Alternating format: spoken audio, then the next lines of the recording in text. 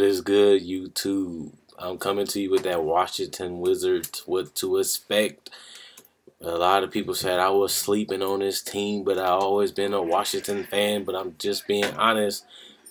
They don't have enough to compete with the upper echelon teams, but they have enough to make it competitive. They're still missing that one more piece because right now you're in a league where you need 3 stars. You need floor space and you need shooters, and you have to defend to the best of your ability. Bradley Beal, like I said, he was a guy that I feel like needed to be in the All-Star game, and he was in the playoffs, something that Carmelo Anthony wasn't. I think Bradley Beal should have made his first All-Star team last year, but since there's a lot of space now in the East, he should definitely be an All-Star this year, unless he get injured, because you know he's been injury prone, but he had a good year last year, staying healthy. And I like what they did with this roster. They have the same roster intact. They haven't really made any moves besides the Markieff Morris trade that gave him a little stretch for and a guy that can post up and knock down shots and create his own shot. But they still need that one guy that can have double teams, take the pressure off John Wall and Bradley Beal while still being able to get his shot. And at the same time, Bradley Beal and John Wall can do what they do. This team almost won 50 games. John Wall, he finally averaged 20 points plus and 10 assists. Is a thing that I always wanted him to do because I feel like he can always get his points when he wants to. And he came in the league averaging 8 assists with a mediocre team. So I knew if he had a little bit of talent that he can rack up 10, 12 assists a game. And he was finally able to put the package of scoring 20 points and 10 assists in the whole 82-game season. He came off double knee surgery, but you couldn't even tell. He still was lightning quick. He still was getting to the basket. He's now at this point, he getting any shot that he want. He still got to develop that three-point shot, and he got to still continue working on that mid-range shot because they're going to continue to give him that off the screens, and they're going to continue to sag off of him to force him taking them threes and force him to take those mid-range shots. So he has to continue to improve that, so that way they have to respect him, and then he get to pick how he wants to score, and that's what he's been doing close to this year. And he was more confident with his three-point shots, shooting more of them, not scared to shoot them in the clutch moments.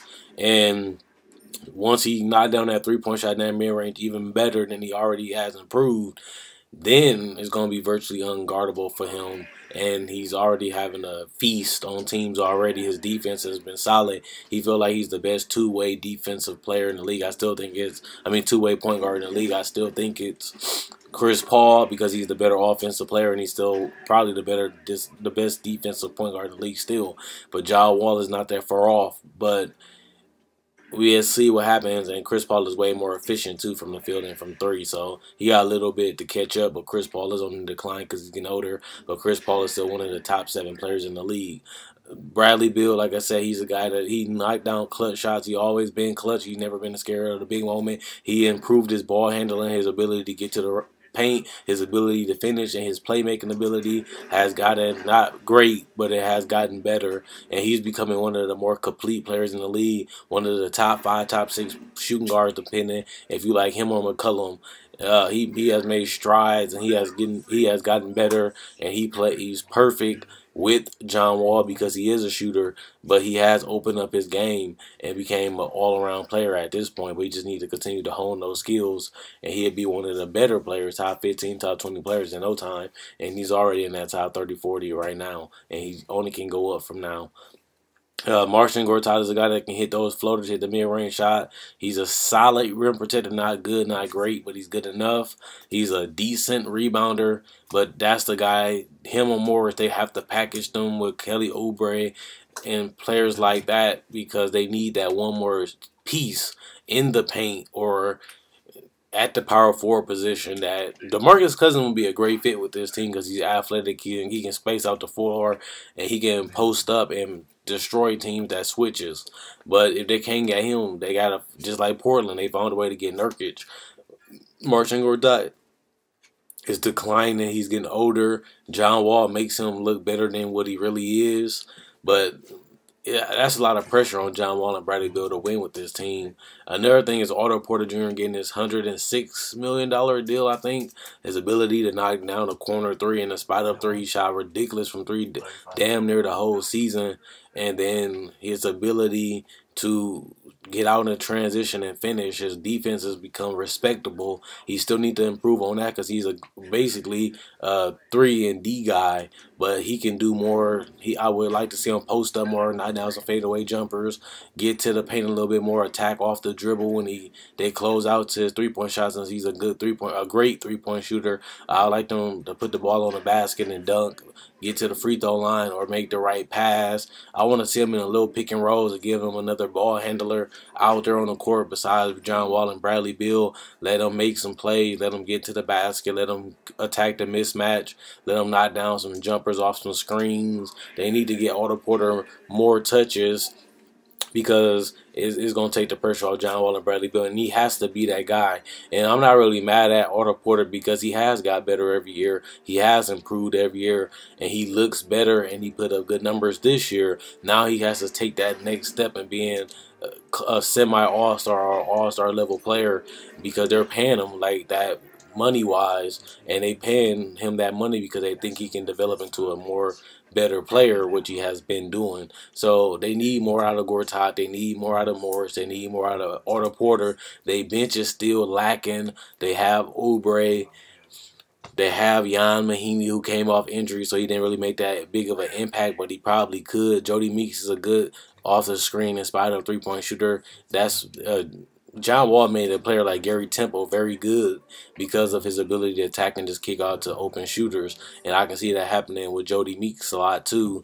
And Mike Scott is a solid stretch stretch four, and he can play the forward position. I wish they would have kept Bojan, but they couldn't keep him because they didn't have enough money to pay him. But he was a perfect fit going up there. Ability to play the stretch four, ability to knock down the threes and put the ball on the floor and create his own shots and get to the free throw line. So they're gonna miss him because they bench has really suffered. Sheldon Mack is a solid player too, but they only really 8 to 9 deep.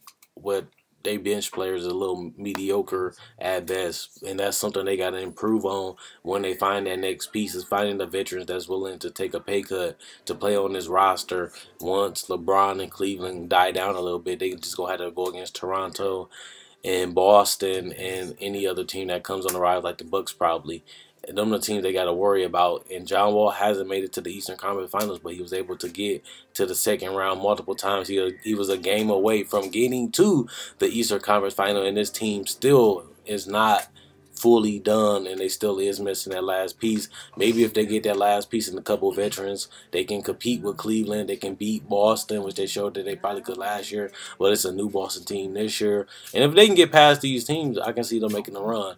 They're not going to be able to beat the Spurs. They're not going to be able to beat the Warriors. But we'll see what happens depending on what player they get. They got to make that move so they can be into the championship contenders. So let me know what you guys think. Comment, like, subscribe, and share. Quinn Wade Basketball Alliance is signing out. I can see this team winning about 50 games because the East is weaker. They can beat up on a lot of weak competition, and that should be able to boost them up because they can compete with the other teams in the West and close out those games. So that should give them around. They've been hovering around 50 for the last couple seasons. I think they finally get to that 50. I think they get to the second round. If they can finish in that top 3, 4, they can compete with anybody in that range besides Cleveland and Boston probably, and I think they can compete with them too, but I don't know if they can win the whole series.